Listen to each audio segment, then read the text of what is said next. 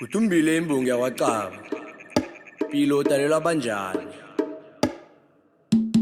Unina lomthako impumelelo. Qala sengithoma ngilesincele inyawo. Anginanhlango ngakho zombili ngiraga ngazo. Ngijuna noma ngilala ngiyazibutelela inyawo ziyehloko. Thiwa ithi ngafa ikuku asala bona amaqanda wayo.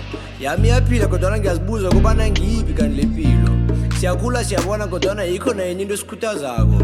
Nawuthi nekakumbuza ukukhumbula ukubana ngithombe ngelesincele lingananyathela inyawo. Wakhambe wonke amasono ngagcina ngale lapho bazoma ngenyawo.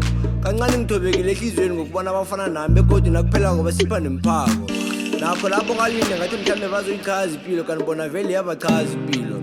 Nekuthi umuntu uvele ehlabathini abayiphathi kodwa nasibeka abaphathi bathi uvele ehlabathini. Thiwe silalela abaprofiti eBhayibhelini. Zimbaba kanti labo bantu bakho bapende ngombala onjani. Kungani thina singafani nabo kanti thina singabanjani? Usho ukuthi nasigage sifike lapho kuwe ezulwini ngabanjani? Ngibhlunge emoyeni ngoba nawe ngithathela le ngangiyithanda injamo banjani.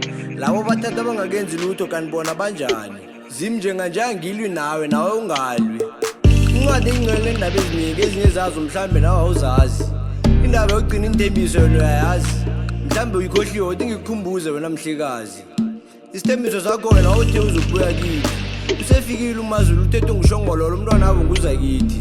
Nasidinga usizo benza ngathi abasiboni kodwa abafuna ukuphakanyiswa beza kithi. Imfanekiso yakho mina ingayifani kanti nokungimuphi. Uma ngabe khona ukumbe ngikushileko ngicela uze ngizoxolisa ngihlala khona la enzasi. Lawo wathi uzobuya khona sengiyasola ngathi bakuxuxisa kamnandi abaphasi. Nkosi yami nami nginazo lezo ndaba kodwa nazama zisimnandi. Ngifikelwe ngumma umZulu amancebancebe ephupheni kimi yena wathi uyazi mfanami into yenza kuyihle ungayilisi. Phela thina ngesikhathi sethu ukukhula kuyinto emnandi hleka kuze kuvele nelomhlathi. Sikhambisana sokuthatha ifuyo ngale kwehlathi. Kodwa namhlanje imizimba yethu imancebancebe ihlala ivukile imhlathi. Mfanami nenyembezi ezivula imlambo kwangathi kusehlathini kule mhlathi. Angithi vele basilinda kiwo lamahlathi. Ubudisi sibuthola ngazo zonke izitho ngisho nezangaphakathi. Ubuhlungu iningi lifela ngaphakathi. Lo mutsho uchaza izinto ezimbili ngiyazi baromekile amathakathi. Uthe asaraga njalo somandla wabe sekusile ngavuka ngibambewa ngaphasi. Indaba yakho ikhuluma zigedlile ngaziraga ubusuku bonke ingubo zavuka ziphasi.